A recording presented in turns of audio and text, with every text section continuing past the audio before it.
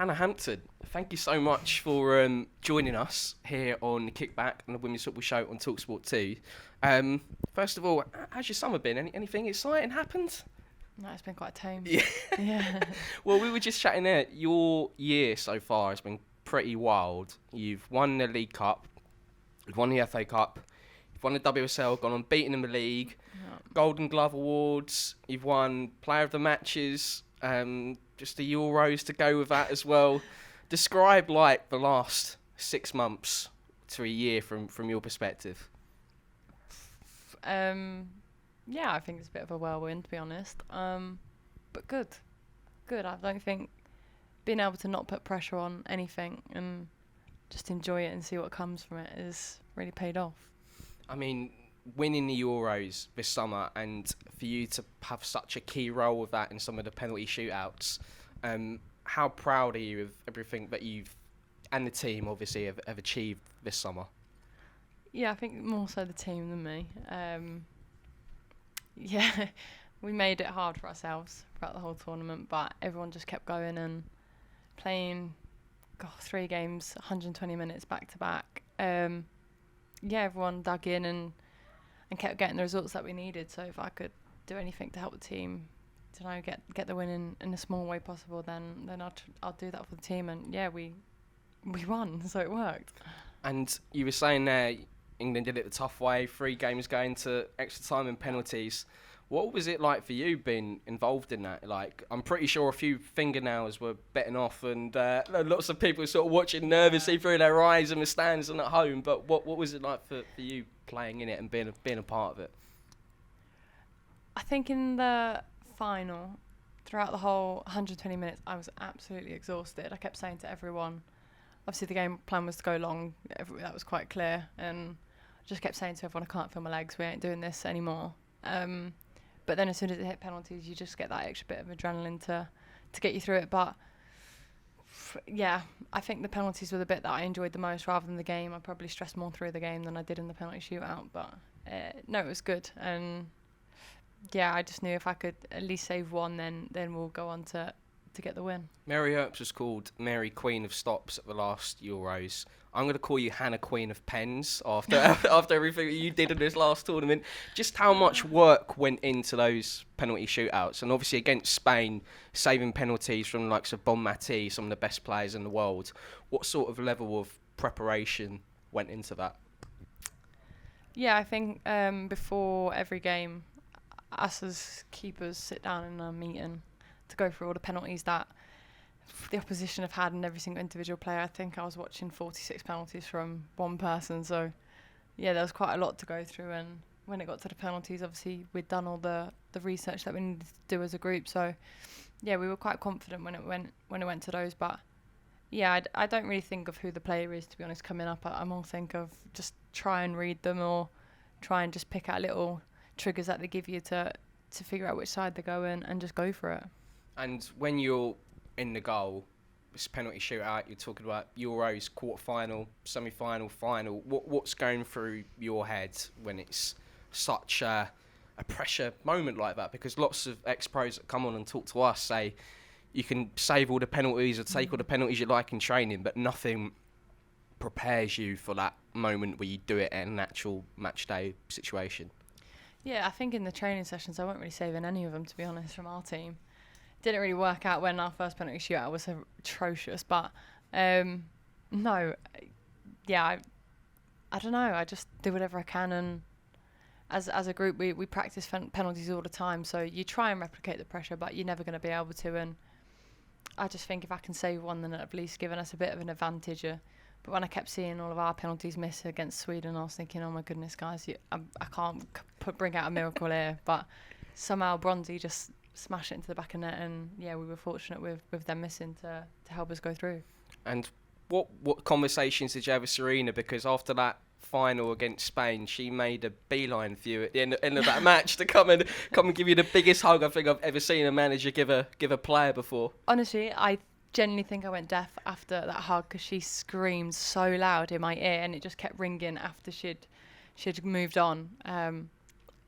It actually quite hurt my eardrums, to be honest. But no, I think just the pure joy on her face and on everyone's faces. It was just nice to be able to help the team whatever way we can. And yeah, as a group, we really stuck in together throughout the tournament, and probably showed with how we were getting results in the last minute.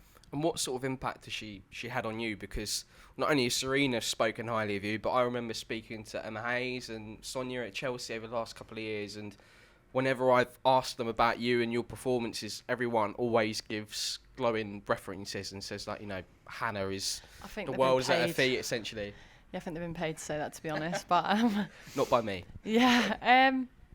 No, it's obviously lovely to hear the belief and the confidence that they have in me, and I think just being able to go out and play and be on that pitch is my way of showing that almost, and having that belief in myself to just go out and do what I can do. I think, yeah, maybe in the Euros you got a bit of it, maybe not all of it. There's still loads of things that I want to improve on and work towards. But no, I think if Sarina had that faith in me from the beginning, it was just my way of saying thank you and just going out there and showing what I can do.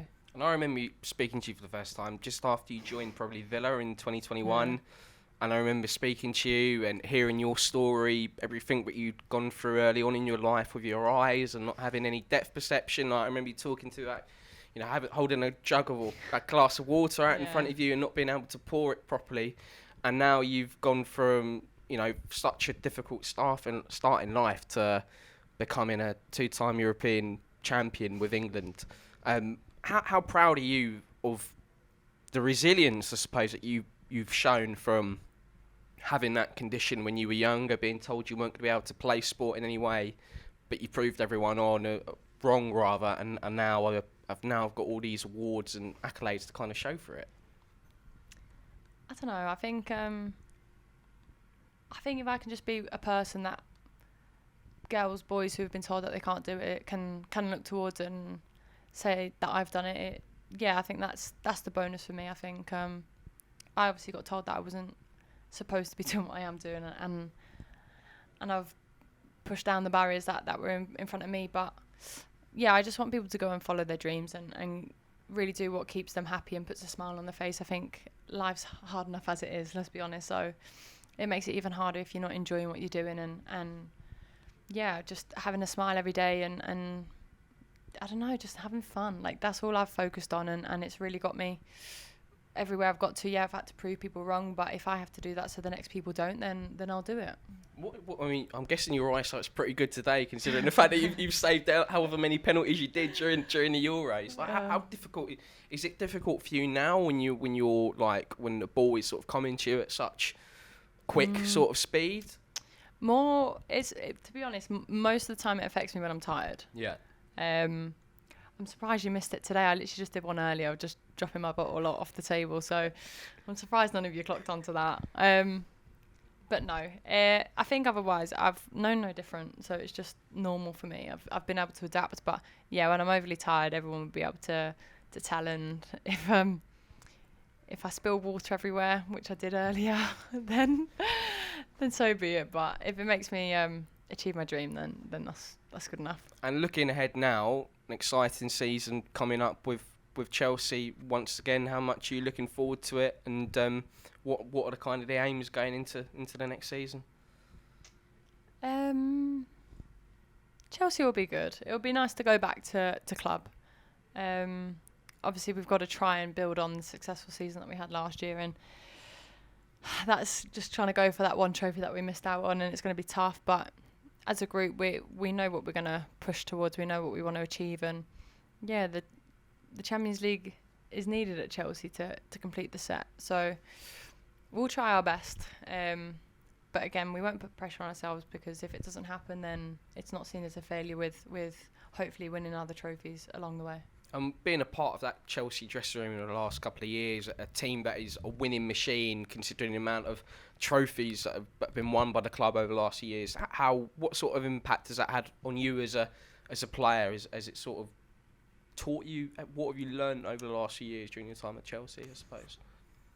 Everyone was saying when you go to Chelsea, and obviously they're competing in every competition possible, that it's mentally draining, and I always thought absolutely not, like, just bring it on. But the first season I was there, it definitely took its toll, and you learn to deal with the pressures that come with a club that seen as needing to win every single season for it to be successful. But the season just gone, I think it was a lot easier to adapt and really focus on what we wanted to as a team, and I think the whole team were behind it. But Chelsea are just mentality monsters, aren't they? They're winning machines, and that's what every single person in that dressing room wants, and what our coaching staff want. So it's quite easy to focus on something when everyone's got the same goal. And lastly, yesterday, being nominated for the Ballon d'Or, just another little achievement that you've ticked off.